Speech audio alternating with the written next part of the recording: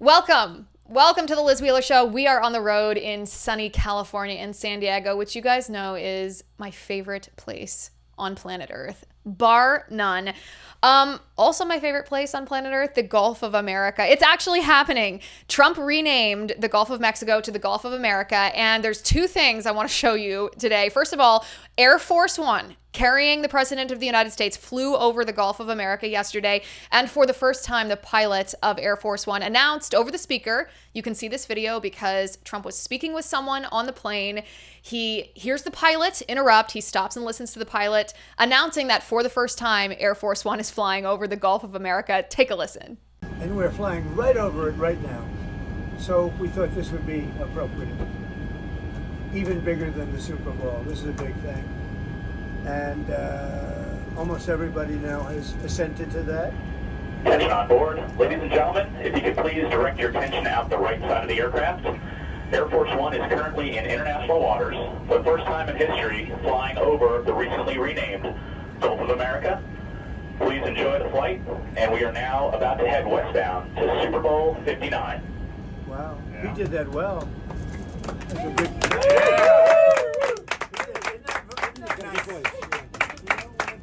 Make America great again, right? That's what we care about. Okay, here we go.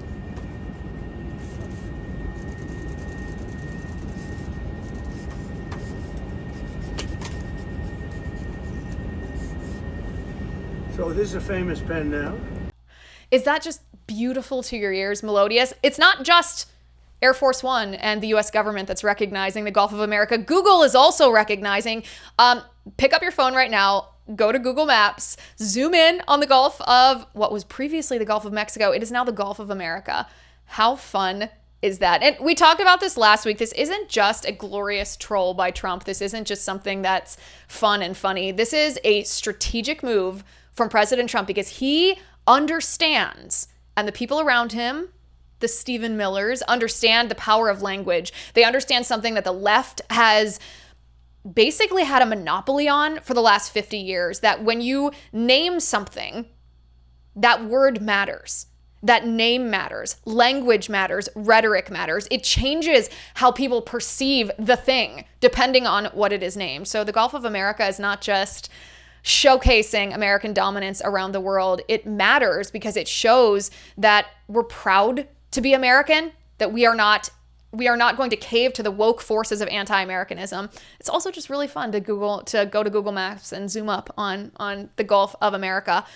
Trump has also nixed paper straws. Yes, this is a serious enough issue that impacts people across the country, all of us who go out to dinner, that President Trump has signed an executive order to get rid of this monstrosity. Take a look.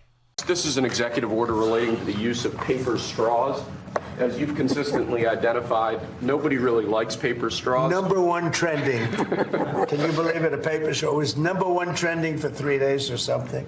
The environmental impact of plastic straws versus paper straws is entirely unclear. This has cost both the government and private industry an absolute ton of money and left consumers all over the country wildly dissatisfied with their straws. So we're asking aspects of the federal government, federal departments and agencies to look at their existing procurement processes, and we're asking your Domestic Policy Council to look holistically at this issue to address it, and it really is something that affects ordinary Americans in their everyday lives. We're going back to plastic straws. These things don't work. I've had them many times, and on occasion they break, they explode. If something's hot, they don't last very long, like a matter of minutes, sometimes a matter of seconds. It's a ridiculous situation. So we're going back to plastic straws. I think it's okay.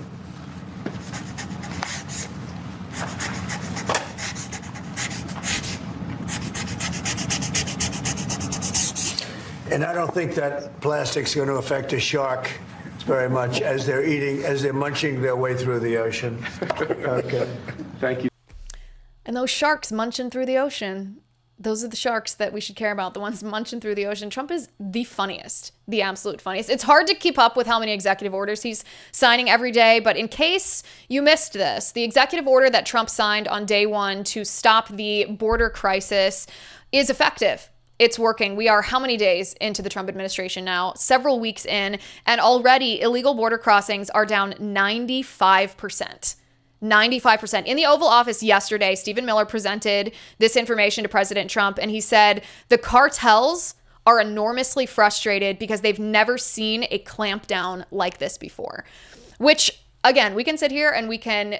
I like to actually be happy about this stuff because there's so much intensity in politics. There's so much nastiness in politics. There's so much, it's so depressing sometimes, so discouraging that it's okay to celebrate a victory, which is what we should do. But it also shows us, lest we ever forget this, that the open borders crisis that has been imposed on us over the last, not just the 4 years of Biden, but it started under Obama. That was a political choice. That was a deliberate choice. It wasn't an inevitability. It wasn't something that just happened to happen. It was a result of a deliberate political choice by Joe Biden and those around him to have those open borders and have the crime and the terrorists and the fentanyl trafficking and the human trafficking and the abuse of women and the recycling rings of children. All of those things were a deliberate political choice, and President Trump has put a stop to that. And something tells me this is one of those moments that we're going to revisit in about a year, maybe 2 years. Something tells me that those in our country who have identified as Democrats, and maybe this is accepting the people like Elizabeth Warren who are so elitist that they are somewhat insulated from the repercussions of their own policies, but Democrats who didn't used to like Trump, Democrats who worried that he was going to, take away women's rights or be a threat to democracy, they're going to feel the positive impacts of a Trump presidency, and Trump derangement syndrome is going to be relegated to the corners of the mainstream media and the Democrat locker rooms in Congress, and it is not going to be something that is as prevalent among the American voting electorate as it has been before. Again, we'll just put a pin on that for a year or two, but this kind of result to a policy, this immediate result, okay, we're going to stop the border crisis, and we did, and it worked, that's going to be appreciated by more than just you and I. That's going to be appreciated by those of you watching who are skeptical of President Trump, even those of you who might at this moment feel hate of President Trump. That hate's not going to last. You're going to be on the good side here soon. You're going to be on the good side. Okay, so one of the things that we're going to do today on the show, you submitted a lot of questions, and I have been scrolling through them all morning, deciding which ones, I want to get to them all, but there's about 1 billion questions. So we're going to get to those in the second half of the show. So make sure you stick around for that. But the question that you have submitted, or the most popular question I've gotten, I'm not kidding, about 500 versions of this question, is asking me about the activist judges of these lower courts who are issuing injunctions against President Trump's policies. The judge that issued the injunction against Trump's executive order, which would no longer allow anchor babies, right? The birthright citizenship executive order, an activist judge put an injunction on that. And you're asking me, how is this legal? What's the recourse here? How can these judges just stop what the president's doing? There was a judge that said that President Trump could not actually implement the DOGing of the NIH that Elon Musk has gotten into. For example, Trump was going to decide how to use federal funding from the executive branch. He wasn't going to give it to wasteful government agencies, and a judge told him he's not allowed to do that. So basically, these judges are standing in the way of what President Trump is doing, and there's this legal question. Are the judges in the right here, or is President Trump the chief executive and he's allowed to manage the executive branch the way that he wants to? And these activist judges are judicial activists. They're overreaching, they're corrupt, they're woke. This is the most common question that you guys have submitted to me today. So I'm going to answer that in depth because it's actually, I don't want to say it's nuanced because it's not particularly nuanced. It's complex. That's the word I'm looking for. It is a complex answer, but I will tell you preemptively, it is a good and encouraging answer because what these judges are doing is not only morally wrong, it's not legal what they're doing, and many of their rulings are illegitimate. So make sure you stick around for that, to the hundreds and hundreds of you who have asked me that question. This is the reason that I'm even bringing this up early in the show before we get to it, is because since the election, you and I have sat here and wondered, what is the left going to do to resist Trump? Are they going to commit political violence, like the attempted assassination on January 13th in Butler, Pennsylvania? Are they going to take to the streets like the Black Lives Matter riots of 2020, torch our businesses, assault our cops? What are they going to do? Are they going to continue with their lawfare against President Trump, try to indict him for this and that and the next, and try to put him in jail? What are they going to do? Because they're not going to take President Trump's victory in November lying down. They're going to do something to try to stop him. So what is that something? And my answer to that question has become crystal clear in the past 24 hours. The answer to that question is this. This is what they're going to do to stop. We have identified it. Just like we identified in 2020 that it was Mark Elias, the Democrat super lawyer, and his scheme to change the rules and the laws of election administration under the guise of, well, we have to for voter safety because of COVID. Yeah, that's why we need universal mail-in ballots. That's why we need unmanned drop boxes. That's why we need to degrade signature verification on ballots. No. We identified that as one of the pivotal strategies the left used in 2020 to rig that election. Well, fast forward to now, what are they going to do to try to stop President Trump on this shock and awe campaign, this enormous mandate that you have given to President Trump to accomplish all of these America First agenda items? What are they going to do? This is what they're going to do. They're going to use these activist judges, which have been on the bench appointed by Democrats like Obama for decades. They're going to use these judges in lower courts, and they're going to try to stymie every single action that President Trump takes. They're going to make it this battle between the authority of the chief executive and the so-called authority of these lower courts, which is not actually the judiciary. The judiciary is the Supreme Court.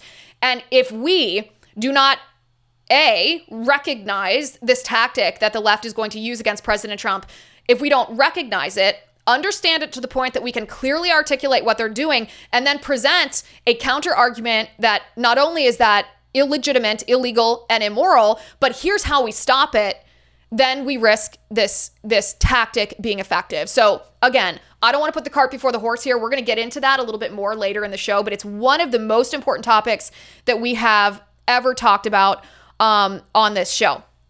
Okay, Trump has issued some pardons, and his Department of Justice has dropped some cases against some very high-profile politicians. We're talking Rod Blagojevich. We're talking Eric Adams. Why? The question is why? Well, it's because it's all about ending the weaponization of the Department of Justice, and we're going to dig into that momentarily. The Pope is also condemning Trump's repatriation policy, the mass deportation policy. But what does the Catholic Church actually say about deportations? We'll cover all of that and more today on The Liz Wheeler Show. I do want to talk to you about ivermectin. Ivermectin's an interesting case study, isn't it? In 2020, during COVID, we were told there was no cure for the COVID-19 virus. It was a novel coronavirus. The only thing that we were allowed to do was take the experimental vaccine. Well, no thank you. Ivermectin was denied to us, not just, the public health officials didn't just say, oh, it's a horse drug, it's a cow drug, don't use it, it's harmful. They said you're not allowed to use it. Doctors, pharmacists, public health officials denied our access to it, even though I had family members that used it and it worked. You used it and it worked. I didn't have to use it, or I actually don't remember if I took it when I had COVID or not, but I know for a fact that my family did. Well, regardless, you deserve access to medications that you need when you think that you need it. You don't want to leave it in the hands of people like Fauci, which is why I want to introduce you to All Family Pharmacy. All Family Pharmacy has over 200 different medications that they offer to you and bundled emergency packages so that you are prepared for whatever may come when it comes. That playbook is going to be repeated. At the heart of this effort is the Make America Healthy Again movement, a call to take control of your health and prepare for the unexpected. And All Family Pharmacy is great if you find yourself in a pinch. They offer overnight delivery. That is care and convenience when you need it the most. So go check out allfamilypharmacy.com/Liz. And because you are part of this movement, use code Liz10 at checkout for an exclusive discount. Again, that's allfamilypharmacy.com/Liz. allfamilypharmacy.com/Liz. Okay. Back in college, I took a class. I think it was like an environmental science class. It was one of those throwaway elective classes. It was like just the science requirement. And the entirety of the class was learning how to do just this very basic math. It was like pre-algebra, algebra 1 level mathematics. But we were taught by this professor to do a mathematical calculation where you would look at your washing machine or your dryer or your microwave or your dishwasher, and you would calculate how many kilowatt hours of energy that appliance was using. And this mathematical calculation was then used to guilt you and shame you for wanting your dishes washed and wanting your clothes washed properly. And it was all in this effort. I mean, maybe I should have been tipped off at the time that the class was called environmental science. But this professor was an advocate of the government mandating that appliances suck, that washers don't actually use enough water to wash your clothes, and dishwashers don't use enough water to wash your dishes. And it's been a huge pain. It's been a thorn in the side of everyone who uses a washer, which is everyone, I hope. From the time that the leftists tried to degrade our hot showers and our good washing machines, well, no more. President Trump has instructed Lee Zeldin, who is the EPA administrator, to bring back hot showers and good washing machines and good light bulbs. Good light bulbs. Who wants to sit there and lit by an LED light bulb? It gives me a headache. It makes you look gross. Bring back incandescent light bulbs. Well, President Trump is doing just that. He's bringing them back. How can you even keep track of all these wins? This is one of my favorites, though. The incandescent light bulb and the fact that my washing machine isn't going to ruin my clothes by trying to wash it with like 5 drops of water. PBS has announced that they will close their DEI office after Trump's executive order banning DEI. I like this, but it's just not quite basic enough for me.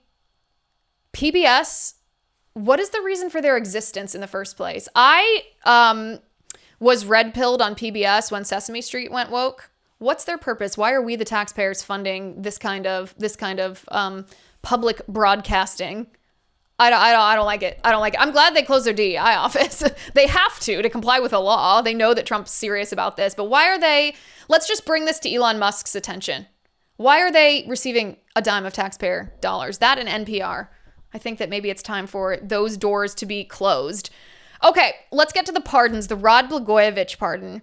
Rod Blagojevich, listen, he's probably as shady as Chicago politicians are, but I kind of like the guy. He's just very charismatic. He's very likable. I remember watching Rod Blagojevich do an interview with PBD. This is actually several years ago, like 4 years ago. Probably actually right after he got his sentence commuted by Trump back in 2020. But he's the former governor of Illinois. He served from 2003 to 2009. And he is kind of known, just like Trump, for his charisma, for his mop of hair, for his love of Elvis. And he was found guilty of essentially trying to sell the Senate seats of Barack Obama, because, as you know, Barack Obama was a U.S. senator until he ran for president. So 2007, 2008, he gave up his Senate seat. And the governor of Illinois has the authority. It's his role to fill that Senate seat. And there were recordings that surfaced of Rod Blagojevich engaging in conversations where it seemed like he was trying to bargain for political favors from whoever he would appoint to that seat. Now, I think it should be noted from the get-go, although this may be obvious, you're not supposed to do that. That's not legal. That's not the right thing to do. But it was also a phone conversation. It's this blustery Chicago politician on the phone, ostensibly privately, although the person he was talking to recorded it, which is kind of a ratty thing to do in that circumstance. He didn't actually do it. He was talking about it. I think that's an important distinction, because politicians, whether they're good politicians, bad politicians on the left or the right, they actually should be able to discuss bad ideas in the privacy of conversations with their advisors and friends and whatever, without that being designated as some kind of crime. Sometimes to find a good idea, you have to discuss a bad idea. Now, that may not be what Rod Blagojevich was doing. He may not have been discussing a bad idea to try to sniff out a good idea, but he didn't actually sell it. He talked about it. He was recorded saying that the Senate seat was effing golden and lamenting that the only thing that he would get in return for appointing certain politicians was, quote, appreciation. So he was hinting around for a payoff. You could say that. Now, he was convicted of this. He was sentenced to prison for like 20 years, some humongous sentence here. From the get-go, Rod Blagojevich claimed that he was set up. He said that this was a witch hunt. He said that this entire process was tainted by injustice. And his argument was kind of that he wasn't trying to sell the Senate seat, but that was actually secondary to his primary argument. His argument was that he was targeted for something that every politician does, And the reason he was targeted was because when Barack Obama vacated that Senate seat to run for president, Barack Obama's people wanted to choose Barack's successor. And Rod Blagojevich, who was the one who actually got to choose Barack Obama's successor, wasn't going to be controlled by Barack Obama's people. He was like, why should I do what you say just because you say it? What are you going to give me in return? Essentially. And Barack Obama's people were really rattled by this because they were used to Barack Obama getting what he asked for. Now, zoom out a little bit and think about Chicago politics. Chicago politics is one of the most corrupt cesspools of corrupt politicians that exists in our entire country. I cannot think of a politician out of Chicago who is not corrupt. Let's just put it that way. The lineup, the pipeline, you've heard about this school to prison pipeline. Well, the mayor to prison pipeline in Chicago is a thing. Rod Blagojevich didn't want to be controlled by Barack Obama. And when Barack Obama's people suddenly realized that Rod Blagojevich didn't want to be controlled by Barack Obama, they started worrying. Because Barack Obama grew up in Chicago politics, which means it's pretty likely that Barack Obama was at least tangentially associated with or aware of, if not involved in, the corruption of Chicago politics. And so they started fearing Rod Blagojevich. They were like, well, if we can't control this guy, he knows everything. Rod Blagojevich himself claims that he knows where all the bodies are buried. He says he knows everybody's dirty secrets in Chicago. And so the Democrats in Chicago started freaking out. They started panicking. They were like, how can we get this guy to be quiet? And Rod Blagojevich's argument is that, well, they said it's the quicker we can get him in prison, the safer that we'll feel from the things that he says. Not only will he literally be incarcerated, but the credibility of his words will be tainted because he'll be a convicted criminal. And so Rod Blagojevich argues he was targeted.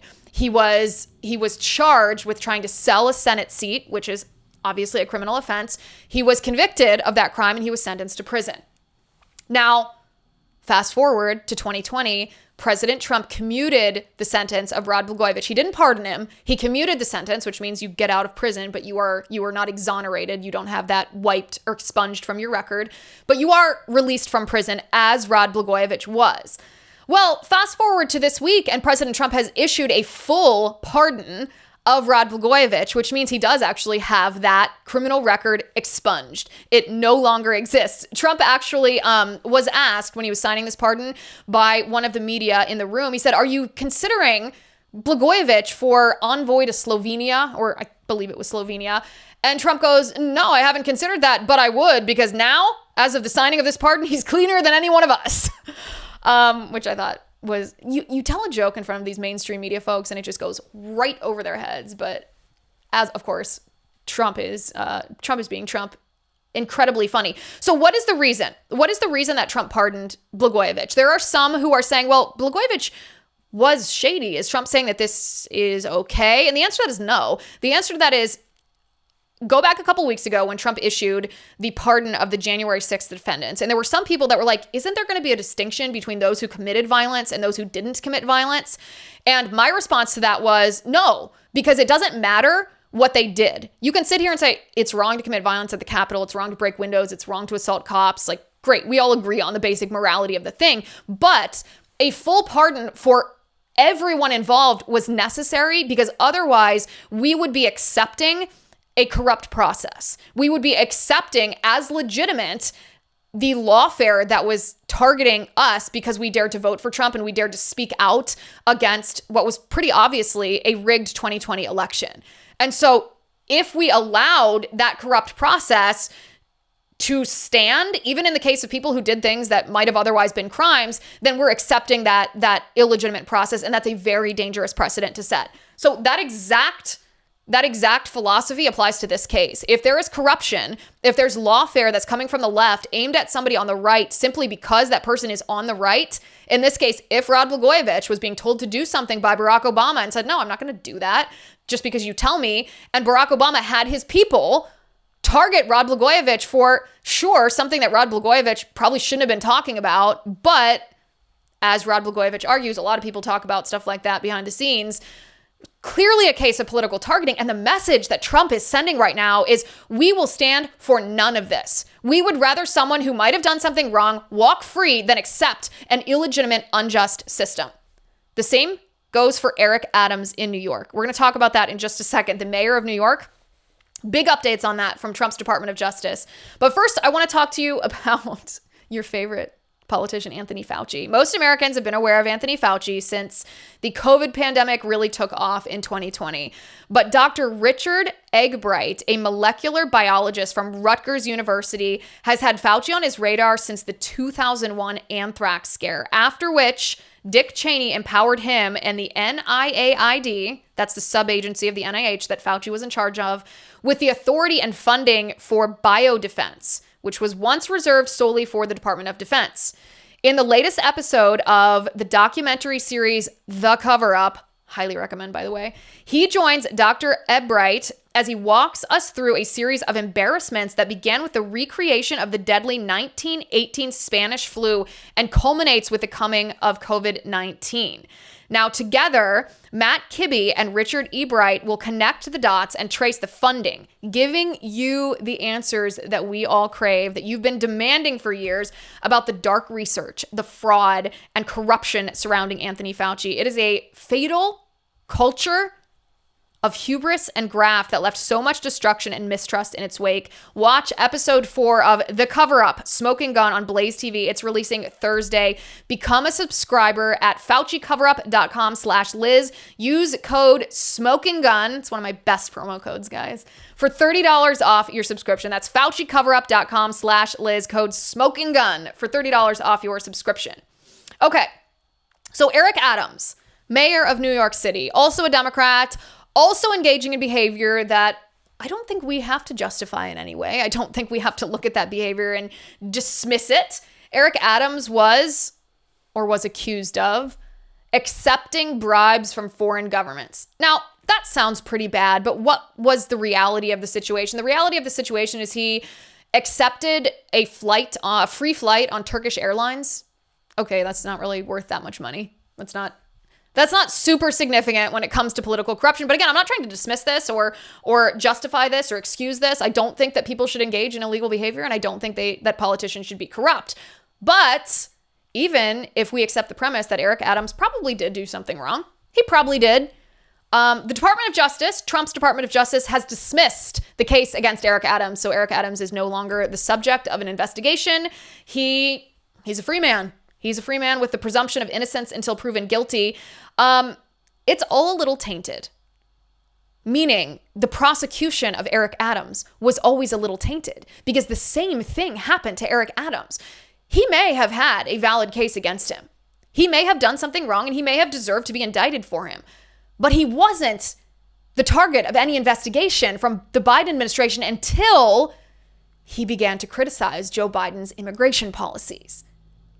Oh, so here we go again. Somebody doing something that, may make them a target for investigation because they may not be supposed to do that, but they're not actually targeted until they become a political nuisance for the left. And then the left weaponizes government against them, not because they care about whatever activity Eric Adams was doing, but because they care about what words Eric Adams was saying to criticize the Biden administration.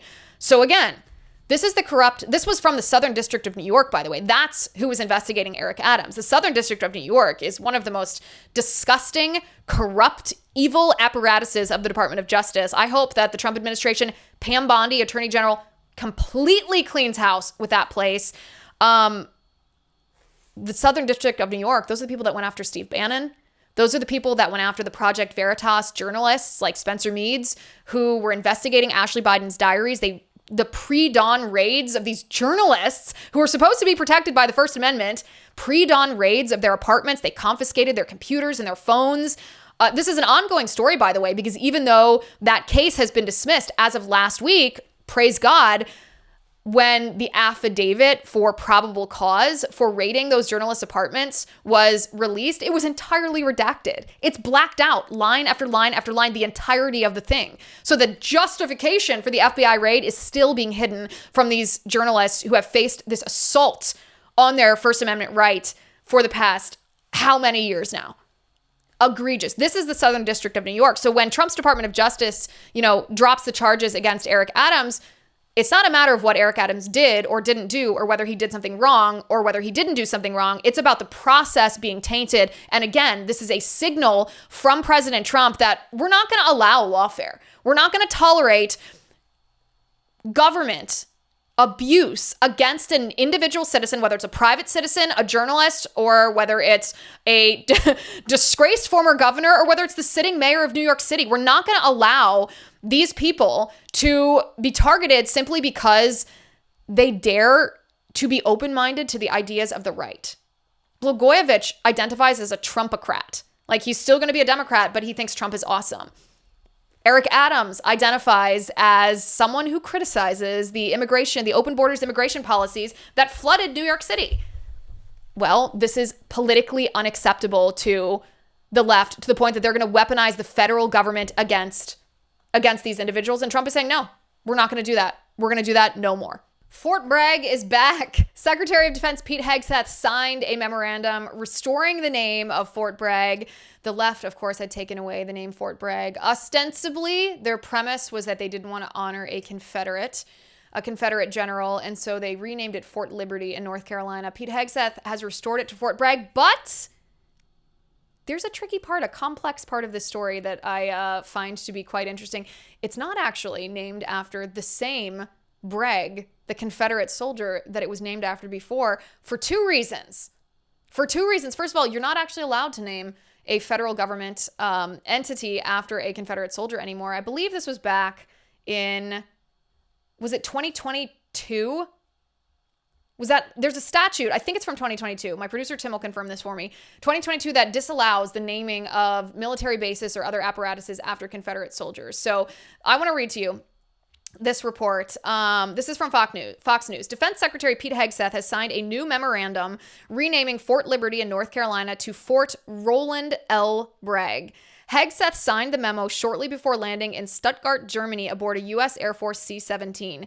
The name Fort Bragg is coming back, but with a twist. It will not be named after the former Confederate general. Instead, the new name pays tribute to Private First Class Roland L. Bragg, a World War II hero who earned the Silver Star and Purple Heart for his exceptional courage during the Battle of the Bulge.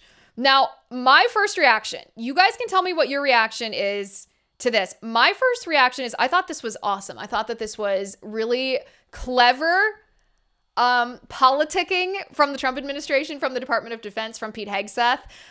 Some of you, however, did not like this. Some of you, and I'm calling out John Daniel Davidson, simply because I like him. He disagreed with this strongly. He said that this was a deceptive move on the part of the Trump administration, that they're not actually having the courage to restore a Confederate name.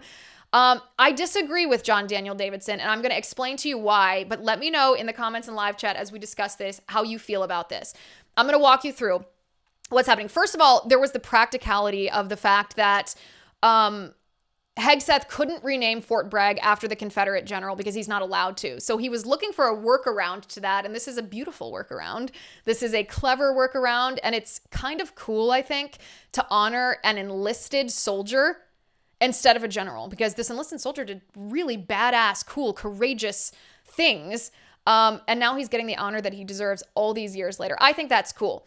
Secondly, though, if you zoom out and think about the assault on Confederate statues in American history that the left has been waging the last, 10 or 15 years, it was a very strategic decision on their part to try to tear down Confederate statues, because it actually is a nuanced topic. If you think about the reason why we have Confederate statues in our nation, you can make the argument that they're there because we want to educate our citizenry on the history of the United States. Obviously, the Confederacy is a big part of our history, not just the South as a culture or the South as a region, but the Civil War is a big part of our history. However, that explanation doesn't properly explain why we have all of these statues in our country. A lot of these statues, to be perfectly frank, were erected to honor Confederate soldiers by the families, the friends, and the community of these soldiers who wanted to honor the soldiers because, yes, they agreed with the Confederate values and ideals. They agreed with well, you could probably condense what Confederate values are into states' rights, but used for the nefarious purpose of protecting slavery, which is not a good use of states' rights, to say the least. So some of these statues were actually erected to honor, not just to educate in history, to honor the soldiers who fought against the Union, who fought against the United States of America, who wanted to separate from the United States of America.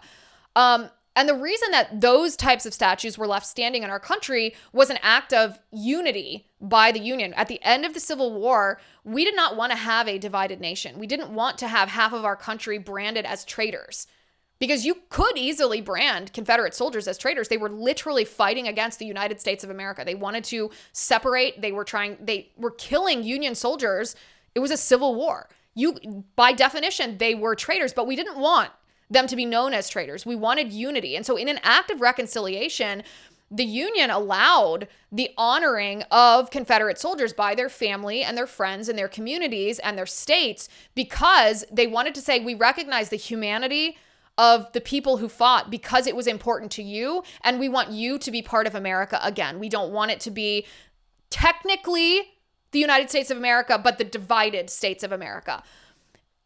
And I think that it's important for us to recognize this, because the left started focusing on the Confederate flag. You know, if somebody has a Confederate flag flying on the back of their truck, they're branded as a racist. And I've always kind of dismissed that, because most of the, young bros that fly a Confederate flag aren't racist. They're flying it because to them, it's a symbol of the culture of the South now. The modern culture of the South. They're not flying it because they know very much about, war history, the Confederate war history, or because they're racist. I mean, that's just a stupid accusation from the left.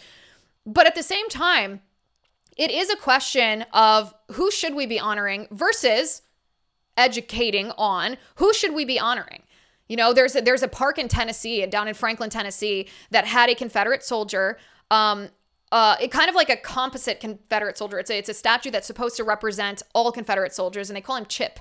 And it was honoring the Confederate side of the Civil War. And so what they did to change this from honoring something that we don't honor ideologically in our country, they added an additional part of this monument. They added a statue of a black soldier and a black slave to actually, across the street from it, I should say, to bring to mind, when you see this, the whole picture of what we dealt with in our country.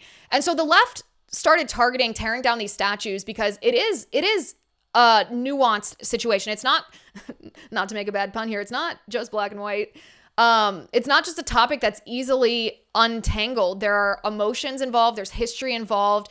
And the left targeted this because they knew it would be hard for the right to defend without the right seeming like they were defending the Confederacy and the slave owners themselves. But we knew, of course, that the left was not acting in good faith when they started trying to tear down like Thomas Jefferson and statues of founding fathers. We were like, okay, they're trying to delegitimize the United States by pointing out the sins of the men who founded the country. Legitimate sins, sure, but it doesn't delegitimize the United States. All of that to say, when I saw that Pete Hegseth was renaming Fort Bragg, I thought, this is excellent for two reasons. A, he's rejecting the wokeism that came and took Fort Bragg's name away because it was not a good faith effort on the left. It's an assault on Americanism that the left is trying to undo our history. But also, he's reclaiming those who we should be honoring and reordering who we are choosing to honor based on what they did. So isn't that the best of both worlds? To me, it is. You can let me know in the comments if you agree or disagree. But I thought it was quite good. All right, from the Daily Wire, the government, and I hope Elon Musk, this is like CC Elon Musk, carbon copy Elon Musk on this. The government is funding a study on the fear of deportation among illegal aliens and whether it leads to systemic inflammation. Let me say that again. The government is funding a study to see if illegals fear deportation so much that it's causing inflammation in their bodies. I think I can answer that for you without the however many millions of dollars the NIH is giving to this study. Yes, fear does cause inflammation in your body. And there's a really good medication for that illegal aliens can take. They can go back home and it will cure them. Bam. Call me Dr. Liz. The study suggests that illegals, instead of course, just going home, suggests that engaging in political activism could reduce systemic inflammation in illegal immigrants. Of course, they're suggesting that. So they want them not only to stay, they want to make them fear for their overall health, and then they want to engage them as radical leftist activists. This is money coming from the federal government. Of course it is. Of course it is. Okay. Oh yeah, by the way, tag Elon Musk in that one. Let's get that tax money out of this study. All right, your questions. Let's start with the big question, the question that I teased at the beginning. A lot of you asked, what about these activist judges? They're issuing nationwide injunctions against Trump's executive orders, serious executive orders, like what Trump's allowed to do with the Treasury, executive orders on birthright citizenship, really key tenets to the mandate that we gave Trump when we voted him into office on November 5th. What are we to do about these activist judges? So this is one of the most important topics that I think we're ever going to talk about, because as I said at the beginning of the show, this is what the left is going to do. We've identified it. We no longer have to wait and say, are they going to throw Antifa at us? Are they going to try to Black Lives Matter us again? Are they going to stage more assassinations of President Trump? Are they going to throw more bogus indictments on him to make him more of a felon or whatever? More based mugshots? What are they going to do? Well, now we know this is what they're going to do. They're going to use these low-level judges. And when I mean low-level, I mean of lower courts. It's not the Supreme Court. It is low-level courts to issue these injunctions to try to throw up roadblocks in President Trump's way. And the question, of course, is, well, it's two questions, really. Is this legitimate? And how can it be stopped? And so I am going to post on my X account, and I highly recommend that you read it, even though it's a long piece, a research piece by Josh Hammer, friend of the show. You know, he's one of my good friends, one of the most brilliant political minds in our country. And he untangles the legality and the history behind our judiciary. And essentially, there are two things that we need to keep in mind. The two things are lower courts are established by Article 3 of the Constitution. Now, Article 3, if you parse the language of Article 3 provides for the establishment of the Supreme Court of the United States. And the language that's used there is important because it says that the word used is shall. A Supreme Court shall be established, or this shall be established. That means that you have an obligation. You have to establish that. But lower courts don't get such language in the Constitution in Article 3. Lower courts are not an obligation to be established. It is simply that we are allowed, Congress actually, is allowed to establish lower courts. So they're not obligated to, they're allowed. So just as Congress can establish lower courts, which they did in the late 1700s, they can also take them away. The lower courts, there's no constitutional requirement that there be lower courts. Now, I'm not advocating for this position necessarily. I'm just exploring all these different options. I'm exploring the jurisdiction and the authority of these lower courts, what they're for and what they're allowed to do. So they are an act of Congress. And if they get out of line, if they are not fulfilling their job, if they are acting beyond their authority, then Congress can hold them accountable. That's part of the oversight role of Congress. That's the first thing. The second thing is when we're talking about nationwide injunctions, it's the Supreme Court who has the authority to issue nationwide injunctions, meaning you can stop the execution of a law wholesale. The Supreme Court can do that. Lower courts cannot do that. Lower courts have the power to issue an injunction in a individual circumstance. In the example that Josh Hammer gave in his article, which I'm going to explain to you, although Josh is, I'm sure, more articulate with it in his article, is that when you take birthright citizenship, for example, if you have a baby boy, and Josh called him Baby Doe, who was born to an illegal alien from Honduras, a Honduran mother, and a lower court could issue an injunction saying Trump's executive order is illegal, therefore Baby Doe is actually an American citizen. But a lower court does not have the authority to say Baby Doe and all others in the United States like him, this ruling applies to. Only the Supreme Court can rule in a way that impacts not only the individual in the case, but other people who this applies to. So we have then a lower court system, these lower court judges who are acting far beyond the scope of their authority. They are obviously judicial activists. They are obviously engaging in a concerted effort to try to stymie Trump, but they are not doing so in a legal way. You could make the argument, and we will in a long form series that we have planned for you next week, that these nationwide injunctions are simply illegal. They are simply illegitimate. They're simply not the responsibility of the Trump administration to follow them if these judges are acting outside of the scope of their authority, regardless of their politics. So we're going to talk about that more next week. Make sure you subscribe because you're not going to want to miss that. Let's move on to some of the other questions. Okay, Arnie says, what are some doubts that you had on Trump that he proved you wrong on? In 2024, I didn't have many doubts on Trump. Trump 2024 is about as based as you can get. I've told you before, I'm a little more based on some issues than Trump, but I can't think of one example of something that I'm like, oh man, Trump missed the boat on that. I'm more pro-life than Trump is, but even that, he has fulfilled our requests thus far well, and I expect him to continue to do that. So yeah, no complaints.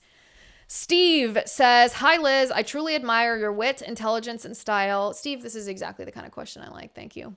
What has contributed most to your sharp mind and keen insights? I ordered your book and will begin reading after my move this month. Thanks. Well, congrats on your move. I hope you get resettled well. Thank you for ordering my book. I hope you enjoy it.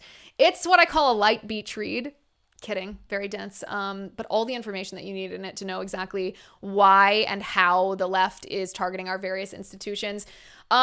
Listen, reading. I read like a fiend. You know this. I historically have read, 50 to 60 books a year. I will admit to you that I read a little bit less now that I have 2 young daughters because I simply don't have the time to read in all of my free time. But read everything that you can get your hands on. Mike Zuck asks, what were some of your favorite bands growing up? Did your parents' taste in music influence you? Oh, Mike, I was homeschooled, so I was not allowed to listen to pop music. I was not allowed to listen to the radio except for country music and like the Donut Man, Christian praise music. So yeah, you're not going to get a cool person answer from me on that. Why? What's your favorite band? Jacob Berry says, do you think DOGE will discover more evidence that the mainstream media was getting taxpayer dollars? Definitely. We are going to find a level of collusion between the federal government and mainstream media outlets, the like of which we have never experienced before. And I say this as someone who broke the story last week that Politico was receiving $34.3 million from a laundry list of corrupt government agencies. Just you wait. There's going to be more. Okay, Gavin Palmer says, exactly how many quarts of 0W20 full synthetic do I need for my Mazda 3? Tim, how dare you put this question in here? 4.4 quarts, Gavin. 4.4 quarts. You think I don't know stuff about cars? All right. The question is, did I know that? Or did Tim type that in the script for me? You guys will never know. Teresa says, I like that Elon is exposing all the corruption and fraud of the deep state, but can we really trust him? My intuition is on alert. What? Why, Teresa? Listen, I'm skeptical of everyone at all times. I mean, you know this. I was born a skeptic, and politics has only increased my skepticism. Question everything is our motto. We all know that. I think Elon Musk is doing a service not just to our government, not just to Trump, not just to our country, not just to the Western world, but to the entire globe. Like, what is your intuition on alert about him finding corruption in government agencies, him helping with aviation safety, him restoring free speech on X? I don't agree with Elon Musk on everything. I am not going to pretend that I do. But I think he's doing a phenomenal job. And anything that he's wrong on, like H-1B visas, I give him grace because this guy is not only risking his reputation, his wealth, his career, his family, everything for a greater good than he's like brand new to being red-pilled. So anything that he's wrong on thus far, I'm just like willing to give him the benefit of the doubt. He's also like the most open-minded person that I've ever encountered in public life. If you say, actually, Elon, I think you might be mistaken about this, and here's evidence, here's an argument for why I say that, he actually listens and changes his mind if you are correct. So I love Elon, even though, like I said, I don't agree with him on everything, but I think he's great. Another question. To stop the elite establishment, we need term limits. I know they won't vote for it, but could there be a presidential mandate that could be put in place or it be voted on by us, the voters? You know, I have a bit of a contrarian view about term limits. I don't think that they would serve the purpose that we think that they would. I think that if we had term limits, you would have a cadre of brand new representatives all the time in Washington, D.C., which might prevent the corruption we see from like a McConnell. But what it would enable and empower to an extent that we haven't even experienced is the faceless apparatus of lobbyists and staff that exists around politicians who have an incredible amount of control but no accountability to us. They would increase in power and influence exponentially. And yet we still wouldn't know their names and we still would have no mechanism of accountability. So the people who we would be holding accountable probably would have plausible deniability because they'd be so wide-eyed, you know, deer in the headlights, brand new to Congress. Maybe they hadn't been corrupt themselves, but they'd be essentially tricked by this apparatus around them to be corrupt in the name of this is how it works.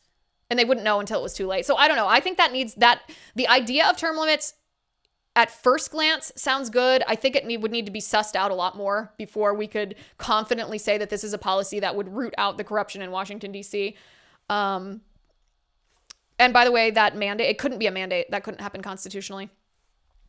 All right. Jacob says, what are your thoughts on school voucher programs? Is there a better solution for school choice? Yes. The best choice is homeschooling your children. Get them out of public schools at all costs.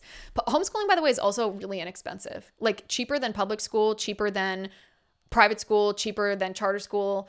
Homeschooling is the best solution in every measurable way. Academic outcome, socialization outcome, lack of indoctrination, passing down values, the influence of parents on their children. If you measure homeschooled children later in life, they are productive members of society. They commit fewer crimes. They are married and they stay married longer. They have children. They raise families. They're contributing citizens of our country.